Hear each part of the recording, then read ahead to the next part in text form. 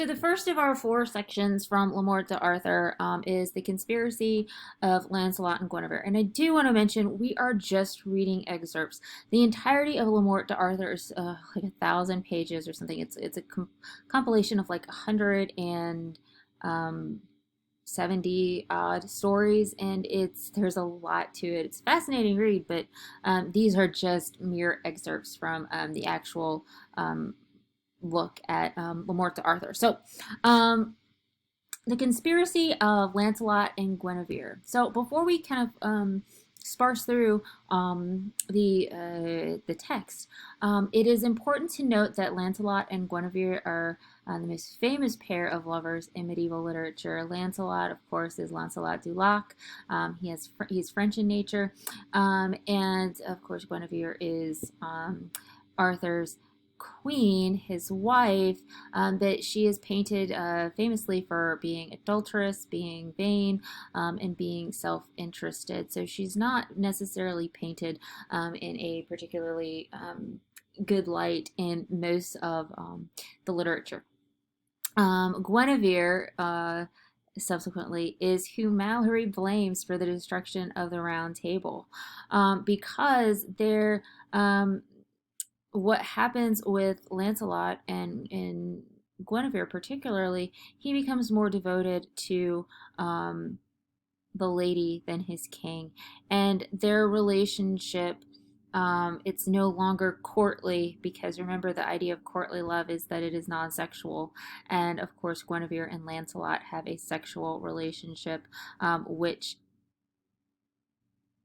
causes him to break all sorts of oaths of chivalry and of courtly love, and therefore he dishonors his king. But for Mallory, what's interesting is that the depiction of their relationship in Mallory is not the same as it is in other Arthurian works. This kind of there's no real romantic longing, no real attention to courtly gallantry, or this kind of idea of their passion for each other. The interest here, especially in terms of Lancelot, is the consequences and the dangers he has to undergo as a consequence of their trysts. And it's kind of like Lancelot is really the focus of this entire story, and we'll talk about why. Okay, so in our conspiracy section, I want to draw your attention to the fact that it opens in May, or in springtime, which is not unlike our Canterbury Tales, but it also kind of brings our attention to the seasons and the cycles. What comes from winter, when May emerges, it's this time of growth, it's this time of lust, it's this time of passion, but also brings with it this kind of rise to anger. It is a time of this kind of passion and lust is tied to the destruction of chivalry and the world as the Knights of the Round Table know it.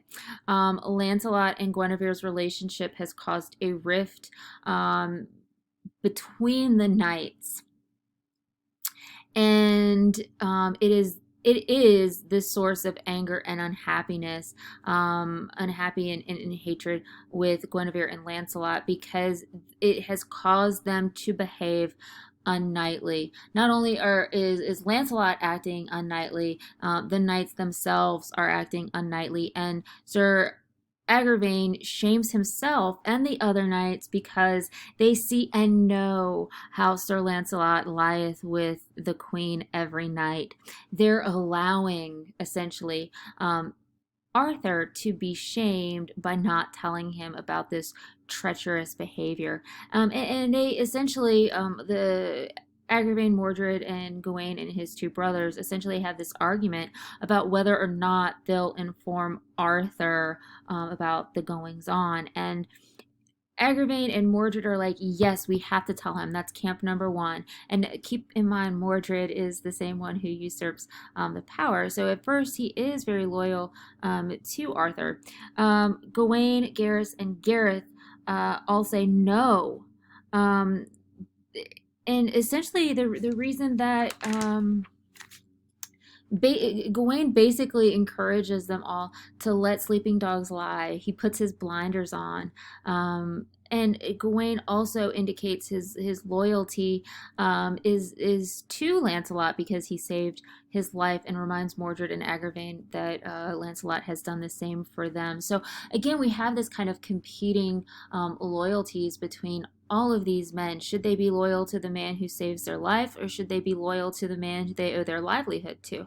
So there's this complication here within the men, but there's also this kind of complication that goes on between the rift that Guinevere has also played in this part. So Gawain and Gareth depart, and they tell each other that now is the realm wholly destroyed, and the round table will be divided because the knights are divided amongst themselves.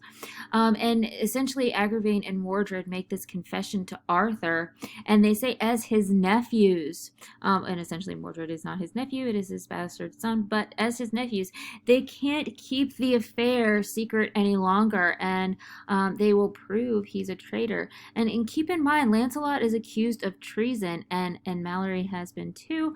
And note the parallels between Lancelot and Mallory from here on out. Arthur does not believe it. He needs proof. And I think it's interesting to note that we get a real indication of Arthur's feelings for Lancelot. He mentions that he is the best of knights. No one can match him. I can't do anything. I can't punish him until I've been given solid proof that he is indeed messing with my wife in a way that he shouldn't be. And he also indicates that that Arthur has done much for Lancelot. Arthur loves Lancelot the most of all the knights, and there's this incredibly strong connection between Arthur and this particular knight. Really, he's more disappointed with Lancelot's cheating on him rather than his wife's infidelities. And but what does this tell us about Arthur, though? He doesn't. It tells us a couple of things.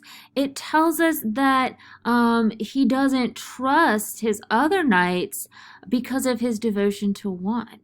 And I mean, that's also got to cause some kind of hurt but with Agravain and Mordred, because they're not trusted, they're not valued, not in the same way as Lancelot is. And here's Lancelot doing something that they would never think of doing. So he also leaves it to them to kind of find the proof and create this plan of action, and really it's kind of a passive move. So we get to know a lot here about Arthur and his kind of leadership and the way he treats his various members of the knights the round table. And remember, the table is round because there is no distinction between any of them. They are all for one, one for all. But here Arthur is making distinctions between his knights. So the plan happens that Arthur will go hunting, Lancelot and Guinevere will be left behind, and they'll be caught together that night. However, Lancelot is warned by his nephew, Sir Bors, not to go to Guinevere. He knows there's a plot against him, and so this warning also indicates that the knights have more loyalty to Lancelot than Arthur, and when really they should back the king and not the knight accused of treason. But Lancelot, of course, foolishly dismisses this foresight because the queen has asked for him and he can't break his word to her. Of course not. We have to do what the lady says. Otherwise, he'd be acting unknightly. But, I mean, it's kind of that rock in a hard place, which I won't, I've already kind of beat that dead dog. So, anyways, he will not be so much a coward. And there goes that. I mean, it's kind of like they've got their priorities all screwed up because they're worried about being a coward, but they're not worried about being a traitor. They're worried about being loyal to a lady, but not worried about being loyal to their king. So, what happens when we can't be everything to everyone? Well, everything falls to crap, right? So,